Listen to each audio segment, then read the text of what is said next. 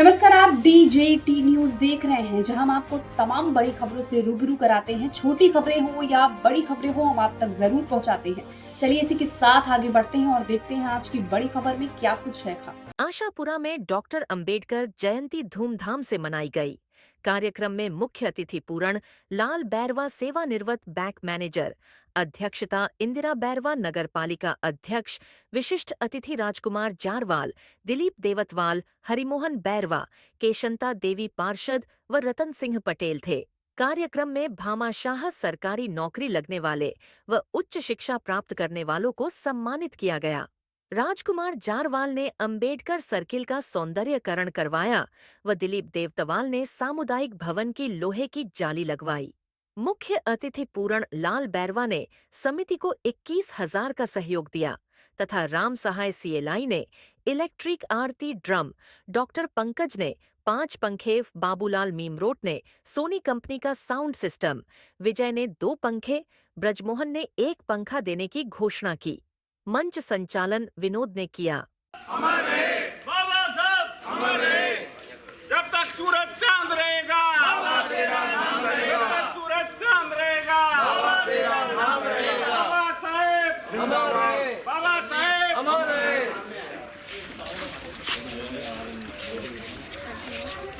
बाबा साहब ने क्या दिया? संविधान दिया। बाबा साहब ने क्या दिया? भारत को संविधान दिया। बाबा साहब अमर रहे, बाबा साहब अमर रहे।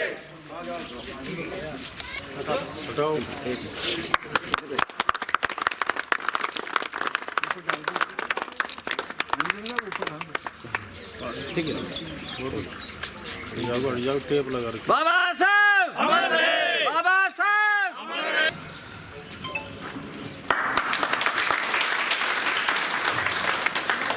लगा हुआ मोमेंटो बैठ करते हुए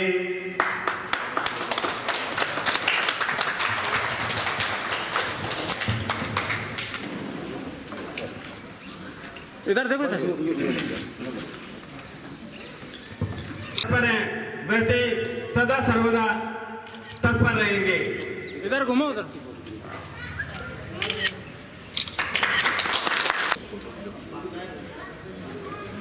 फोटो भी ले लो। फोटो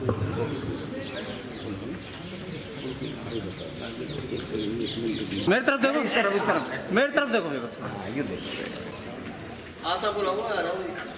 योगदान को जो इस कमेटी के द्वारा स्वागत सत्कार है वो ग्रहण कर, और उन्होंने विशेष योगदान दे गए इस गांव के लिए। हम उनको इस अवसर पर बुला नहीं सकते हैं, उनके विशेष यहाँ तक छोड़ा है, हम उसको आगे तक ले जाएंगे। हमारे बीच में विशिष्ट अतिथि श्री हरिमोहन जी बैरवा आए तो बड़ी देर से हैं, लेकिन दुरुस्त आए हैं। बाबा तेरा नाम रहेगा। बाबा साहब ने क्या दिया? भारत को संविधान दिया। बाबा साहब ने क्या दिया? भारत को संविधान दिया।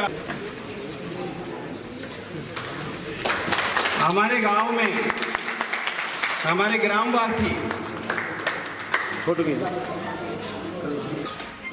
करीब एक सोनी कंपनी का साउंड सिस्टम जो आज हम किराए पे लेकर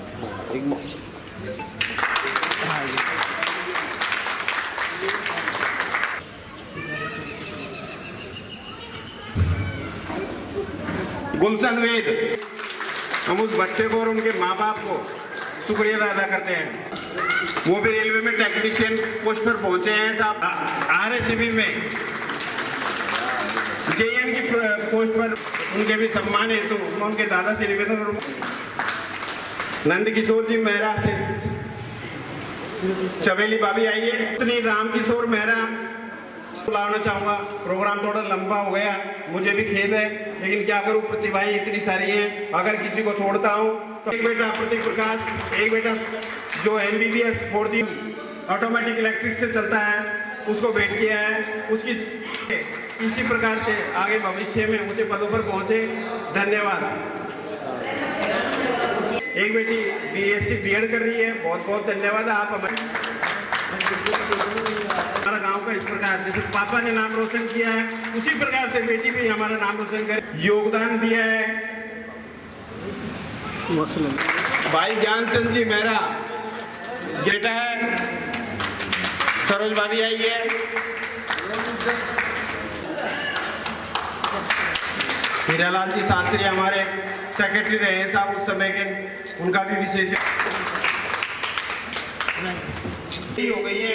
इसलिए मैं सबके सामने ये जो समस्या है, मैं पार्षद साहब रहते पानी की त्राई सब जगह है, लेकिन मैं आपसे ज़्यादा नहीं करूँगा कि ज़्यादा भी नहीं है ना, 2 या 3 दिन में एक टैंकर की व्यवस्था करवा दें, हमारे यहाँ पानी की टंकी है उसमें डलवा दें, जिससे मेरे ग्रामीण वासी हैं उसका लाभ प्राप्त कर सके।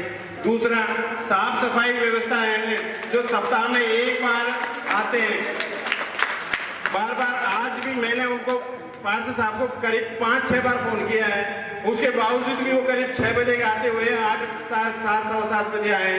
तो मेरा ये विशेष निवेदन रहेगा कि आप लोग इस पर विशेष ध्यान दें। डॉक्टर अम्बेडकर ग्रामीण विकास समिति की तरफ से जो आपने जो आयोजन रखा हुआ है उसमें उपस्थित हमारे मुख्य अतिथि सम्मानीय पूरण साहब और सभी सम्मानित मंच और मेरे सामने बैठे हुए मेरे समाज के नागरिक बंधु, माताओं, बहनें और बुजुर्गों, आज मुझे यहाँ पर बहुत ही अच्छा लगा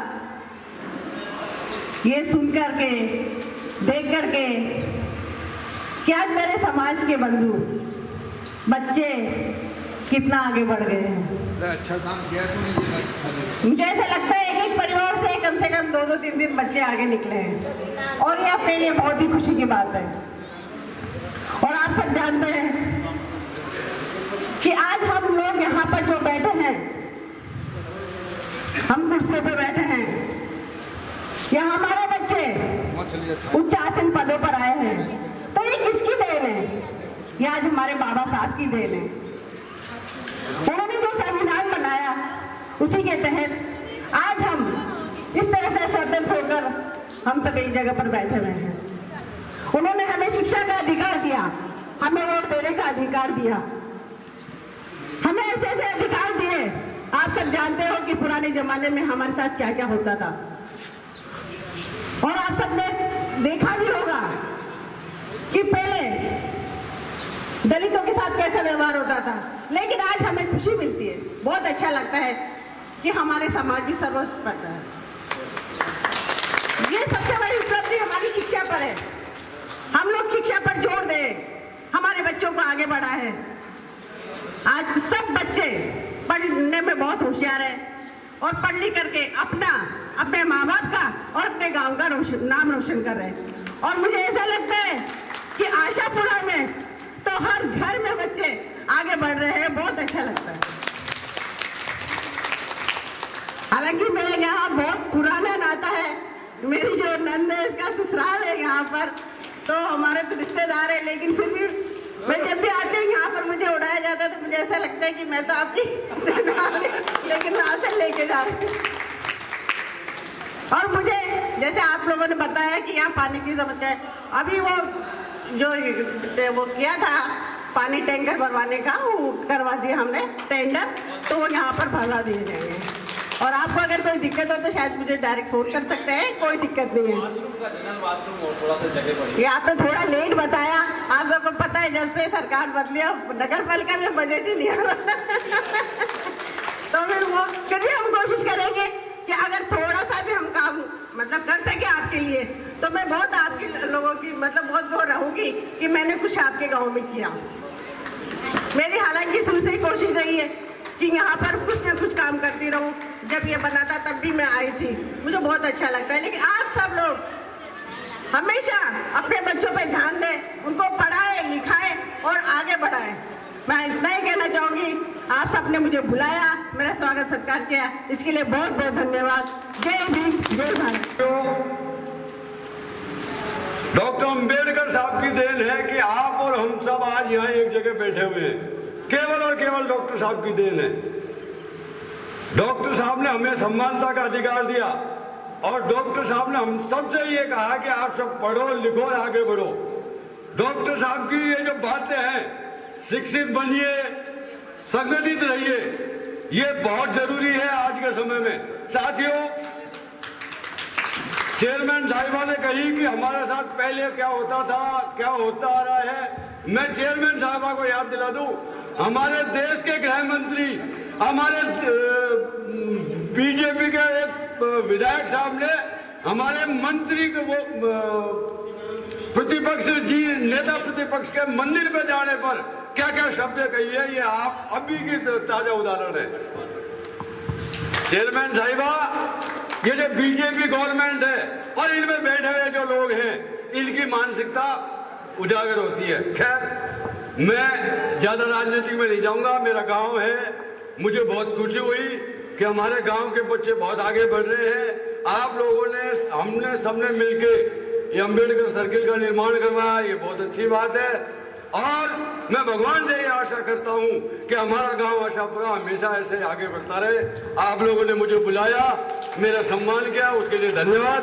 बताओ, और जे भी मैं करवाऊंगी, जे भी मुझे सहयोग होगा वो मैं करूंगी और करती रहूंगी। आगाड़ी को ध्यान रखेंगे सब। राम राम। आपने तो बहुत मूल मंत्र बताया उनको, उनका केवल एक मूल मंत्र याद कर लो, बाकी सब भूल जाओ।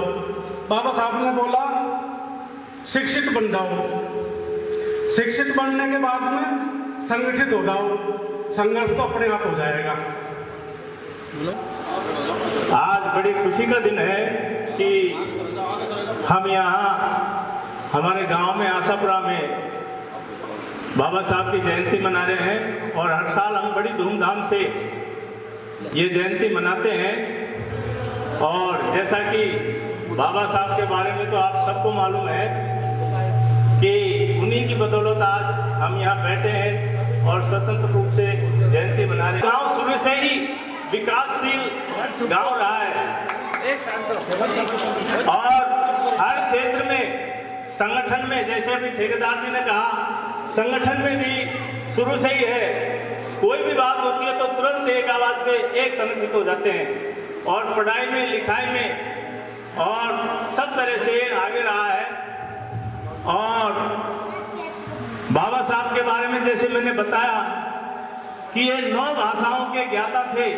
अपन को तो एक भी भाषा ढंग से नहीं आती शुद्ध रूप से, 9 भाषाओं का इनको ज्ञान था और 32 डिग्रियां इनके पास थी बाबा साहब के पास और 54 विषयों का ज्ञान था।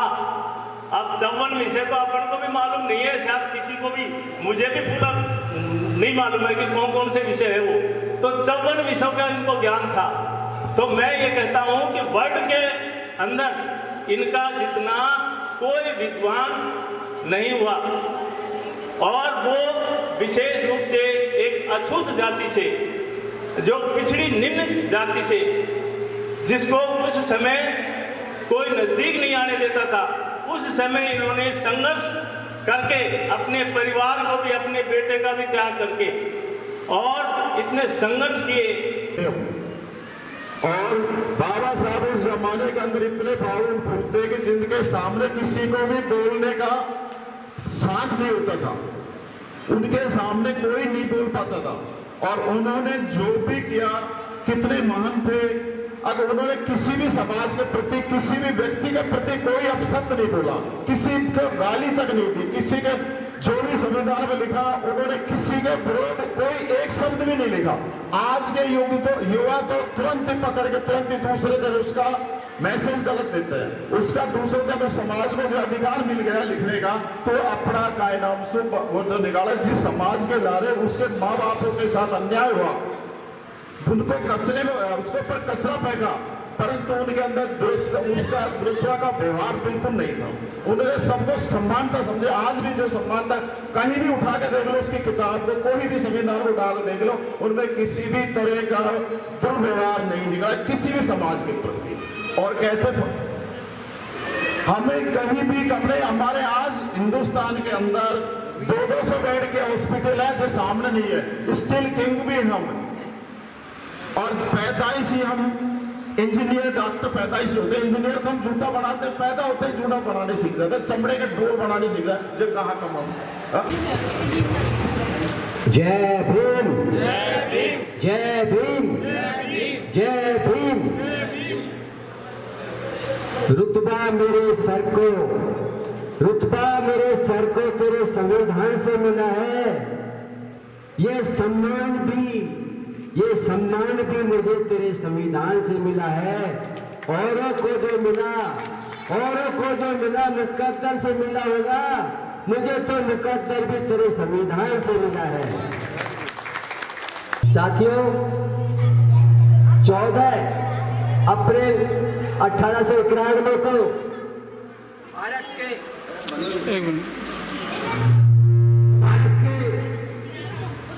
मध्य प्रदेश में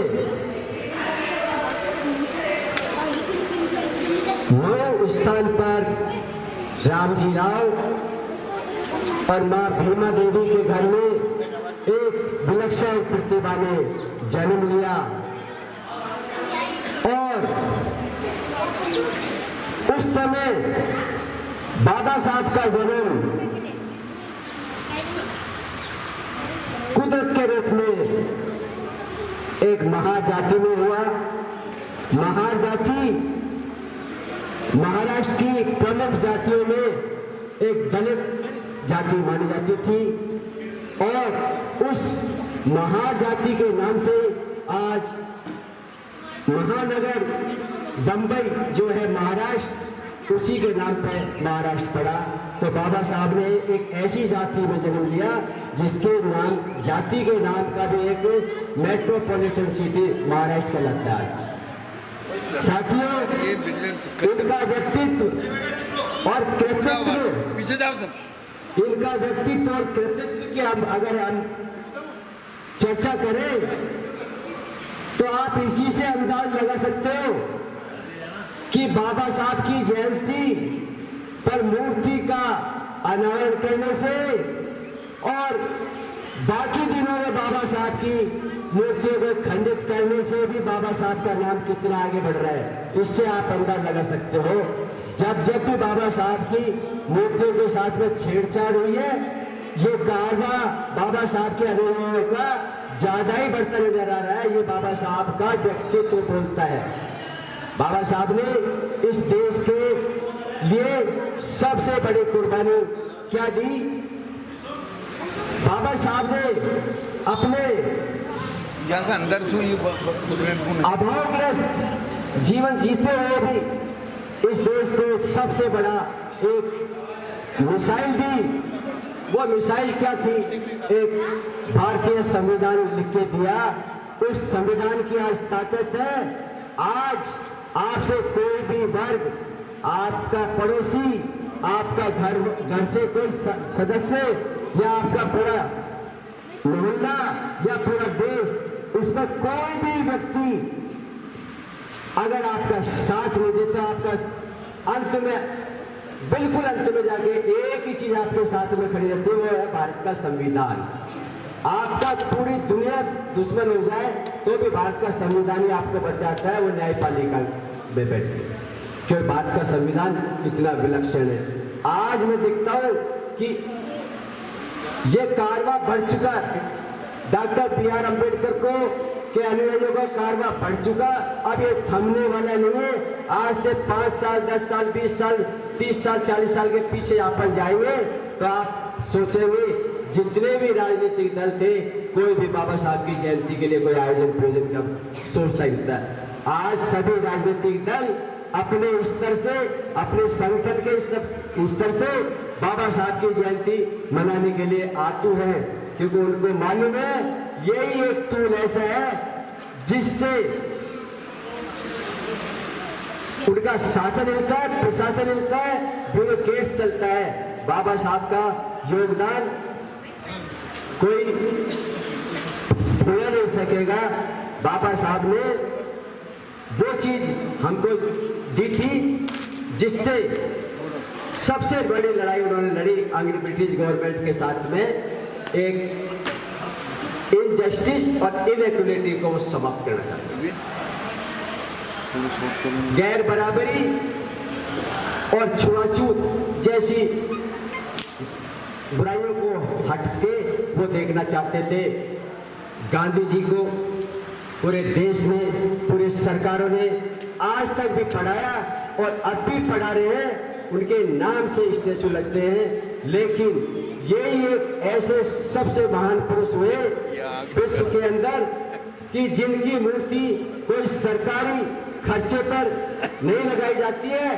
पूरे देश के अंदर अगर किसी व्यक्ति की, किसी महापुरुष की मूर्ति लगी जाती है अपने खर्चे से, तो बाबा साहब अम्बेडकर की मूर्तियां लगाई जाती है। और किसी महापुरुष की कोई सरकार लगा दे, किसी की भी अलग बात है, लेकिन बाबा साहब की मूर्ति बाबा साहब के आने हुई है, आपकी जेब का खर्च करके लगाते हैं। साथियों, मैं धन्यवाद देना चाहता हूँ आशापुरा डॉक्टर अम्बेडकर ग्रामीण विकास समिति, जिन्होंने बहुत लंबे समय से यहाँ का जो इंफ्रास्ट्रक्चर देख रहे हैं खूबसूरत है, और इनका जो इसमें योगदान है वो भी तारीफ़ काबिल है। और मुझे ये लगा कि ऐसी अगर इस तरह की यूनिटी छोटे छोटे सब गाँव में हो तो बहुत ही सुंदर बात बन सकती है। मैं इनकी मेहनत से, इनके योगदान को देख के खुश होकर 21,000 रुपये सहयोग देना चाहता हूँ। जय भीम, जय भारत। बकरिया मैंने उनको उठा बड़ा चाहिए कोई 21,000 रुपये का चेक कमेटी के अध्यक्ष के नाम मैनेजर साहब ने दिया है। धन्यवाद। फिलहाल के लिए खबर में बस इतना ही। ऐसी और तमाम खबरों के लिए हमारे साथ बने रहिए और देखते रहिए DJT न्यूज, और हमारे चैनल को लाइक, सब्सक्राइब और शेयर करिए, जिससे हम आपको तमाम छोटी बड़ी खबरें हम आप तक पहुंचा सके। धन्यवाद।